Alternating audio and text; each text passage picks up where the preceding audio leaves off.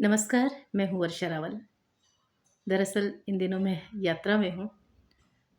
मुझको एक छोटा-सा एकांत मिला है कि मैं अपनी रचना पढ़ सकूँ। मेरी इस कहानी का शीर्षक है मुक्ति। रुद्रा उस सदमे से उबर भी नहीं पाई है, जबकि तन्वी की मृत्यु को 3 माह बीत चुके हैं। 20 साल की जवान मौत को लोग शायद मुक्ति कहते हैं, शायद शेखर भी। लेकिन रुद्रा माँ है, क्या कहे इसे वह। यंत्र की भांति हो चुकी है। रुद्रा के पास केवल शून्य है, विराट विशाल शून्य। शून्य की व्यापकता ने जैसे उसके करने को कुछ भी न छोड़ा था। शादी के पहले की खुशमिजाज रुद्रा के लिए, या यूं कहें कि तन्वी के बाद, जीवन यंत्रवत हो गया था। 20 साल उसने गुजार दिए थे बेटी की सेवा में। उसे आज भी वह दिन याद है जब प्रसव के तुरंत बाद उसने बच्चे की रोने की आवाज़ नहीं सुनी थी। डॉक्टरों की कोशिश से बच्चा रोया, और इसी बीच उनकी आपसी बातचीत से रुद्रा समझ गई कि शायद शिशु नॉर्मल नहीं। धीरे धीरे सभी बात कर रहे थे। इधर सद्यः प्रसूता रुद्रा टूट रही थी। रुद्रा से अब न रहा गया तो वह पूछ बैठी। डॉक्टर ने कहा, तुम बिल्कुल निश्चिंत रहो, तुम्हारी बिटिया बिल्कुल ठीक है। अगले 1-2 दिनों में ही रुद्रा को यह पता चल गया कि मांस के लोथड़े मात्र को वे बच्ची कहकर संबोधित कर रहे हैं। बच्ची भूख लगने पर री री तो करती, पर शरीर बिल्कुल हिला डुला न पाती थी। रोती कलपती रुद्रा और बिखर चुके शेखर अंततः उसे लेकर घर चले गए। लोग आते और ढाढ़स बंधाकर चले जाते, यहाँ तक कि शेखर और रुद्रा के माता पिता भी। दिन गुजरने लगे। शेखर तो अपने बैंक के काम में इतने व्यस्त रहते कि उन्हें तन्वी के बड़ी होने का एहसास ही न हुआ। रुद्रा लगातार बच्ची की सेवा में लगी रहती। तन्वी का सब कुछ बिस्तर पर ही होता, आहार से लेकर विसर्जन तक की सारी क्रियाएं। तन्वी को देखकर रुद्रा के मुख में कलेजा आ जाता। इतनी खूबसूरत बच्ची इस हाल में। रुद्रा ईश्वर से प्रश्न प्रतिप्रश्न करने लगती। बेडरूम के उस चौकोर कक्ष की आकृति कभी न बदली।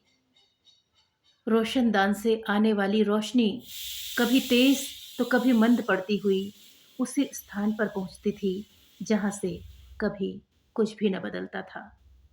तन्वी का बेड और उसमें पड़ी तन्वी। री री करती छोटी सी तन्वी अब बड़ी होती जा रही थी। साथ ही रुद्रा को देखकर आंखों ही आंखों में इशारे भी करती, जैसे माँ बेटी के बीच कोई समझौता हो गया हो। रुद्रा तन्वी की ऐसी हरकत देखकर बहुत खुश होती थी, बल्कि कभी कभी तो वह महसूस करती थी कि जब उसकी मम्मी और पापा साथ होते हैं तो वह थोड़ी तिरछी मुस्कान मुस्काती भी है। शेखर भी तन्वी की मौन बोली को समझने लगे हैं। बातें वे तीनों इसी तरह से किया करते हैं। ईश्वर की इच्छा के आगे विवश हो चुके रुद्रा और शेखर तन्वी को चलते बोलते भले ही न देख पाए हों, पर उसकी गतिविधियों पर बहुत खुश होते थे। तन्वी के पास रखी छोटी सी टेबल में चिड़िया चहकती और तन्वी आंखें मटका देती। रुद्रा व्यस्त रहती। अब उसे ईश्वर से कोई शिकायत न थी। उसे उसकी व्यस्तता का बहाना मिल गया था तन्वी के रूप में। कभी कभी शेखर मजाक में रुद्रा को मशीन भी कहते थे, पर रुद्रा को जरा भी बुरा नहीं लगता था। इस सच्ची सेवा में ही उसने ईश्वर को ढूंढ लिया था। तन्वी बड़ी हो रही थी, पर रुद्रा और शेखर ने कभी दूसरे बच्चे के बारे में सोचा भी नहीं। वे जानते थे कि दूसरे आने के बाद तन्वी का क्या होगा। दोनों के बीच एक तरह से समझौता हो गया था। इतने वर्षों में इन परिस्थितियों का असर शेखर पर कम ही था, पर रुद्रा पूरी तरह से बदल गई थी। उसका जीवन जैसे तन्वी के जन्म से ही थम गया था और उसने बड़ी ही तल्लीनता के साथ तन्वी की रीढ़ी, उसका आंखें मटकाना, उसकी तिरछी मुस्कान, उसकी सफाई, उसकी गंदगी के बीच खुद को ही ढाल लिया था। 12 वर्ष की होने पर एक काम उसे और मिल गया था, हर महीने का अतिरिक्त काम। रुद्रा कभी कभी सोचती कि आखिर ईश्वर क्या कहना चाहता है उससे। उसकी तन्वी स्वस्थ है, वह संपूर्ण नारी है, या कुछ और। पर नियति में यह सब कुछ है। रुद्रा थक कर चूर हो जाने के बाद भी अपनी बिटिया की एक मुस्कान की कायल हो जाती। उसके लिए उसका मायका, पिक्चर, बाजार, पार्क, पार्टी जैसी कोई चीज़ों का कोई महत्व नहीं, गौण है ये सब। उसके त्याग और सेवा के सामने किसी चीज का कोई महत्व न था।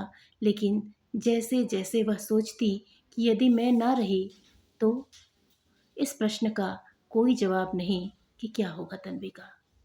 बस ईश्वर से यही मनाती कि हे ईश्वर, तन्वी की सेवा आखिरी दम तक करती रहूं। ईश्वर ने भी रुद्रा की इस एकमात्र इच्छा का सम्मान किया था शायद, तभी तो यह हादसा हुआ। एक सुबह 10 बजे तक जब गंदगी में सनी तन्वी ने न तो अपनी उपस्थिति जताई, न ही कोई हरकत की, इधर रुद्रा ने समझा कि तन्वी आज देर तक सो रही है। रुद्रा ने उसे साफ किया। बिना आंखें मटकाए, बंद आंखों में ही तन्वी ने ये सब करवा लिया। आज चिड़िया आई तो सही, पर बिना चहचहाए फुर्र से उड़ गई जमाने को सूचना देने। रुद्रा घबरा गई। थोड़ी ही देर में शेखर डॉक्टर के साथ आ चुके थे और पुष्टि भी हो चुकी थी। रुद्रा का 20 साल का मौन रुदन में बदल गया था और वह बुत बन चुकी थी।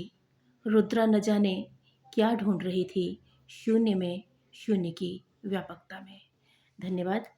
मुझसे पढ़ने में अगर कुछ गलतियां हुई होंगी तो क्षमा कीजिएगा, क्योंकि मैं एक अलग जगह पे पढ़ रही हूँ और काफ़ी जल्दबाजी में पढ़ रही हूँ, तो मुझको क्षमा कीजिएगा अगर कुछ गलती हुई होगी तो। पुनः धन्यवाद महाराष्ट्र के विश्व मैत्री मंच का, मृदुला जी का धन्यवाद।